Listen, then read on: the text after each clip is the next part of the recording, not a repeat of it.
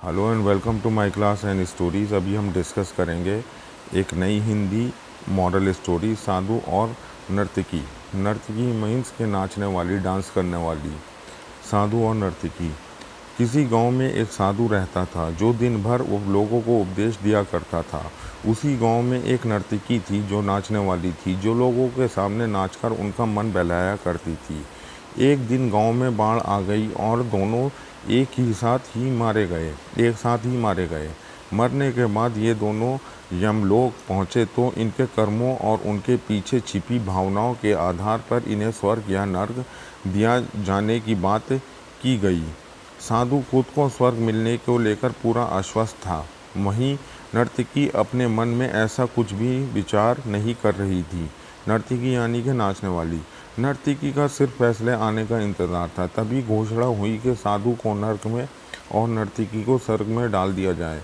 इस फैसले से सुनकर साधु गुस्से से यमराज पर चिल्लाया और क्रोधित होकर पूछा, ये कैसा न्याय है महाराज? मैंने जीवन भर लोगों को उपदेश देता रहा और मुझे नर्क नसीब हुआ, जबकि ये स्त्री जीवन भर लोगों को रिझाने के लिए नाचती रही और इसे स्वर्ग दिया जा रहा है।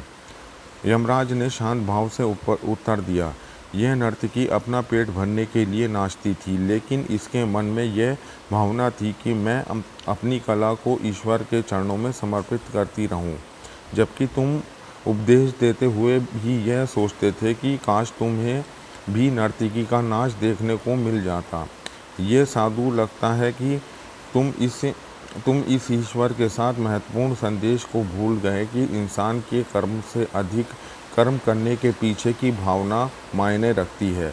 तुम्हें नर्क और नर्तकी को स्वर्ग दिया जाता है। मीन्स ये जो है स्टोरी वो इंटेंशन के ऊपर है कि वो नाचने वाली थी, लेकिन उसके इंटेंशन में ये रहता था कि वो जो है काश के अपना जीवन जो है वो अपना भगवान के चरणों में और उनके लिए अर्पित कर दे, लेकिन वो पेट की वजह से नाचती थी।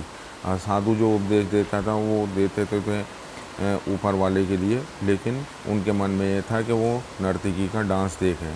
तो जो इंटेंशन होती है, ऊपर वाले का जो फैसला होता है वो मन के ऊपर होता है। यही इस स्टोरी का के काम के पीछे की हमारी भावना क्या है, इंटेंशन क्या है, ये इस स्टोरी का एक मॉरल मैसेज है।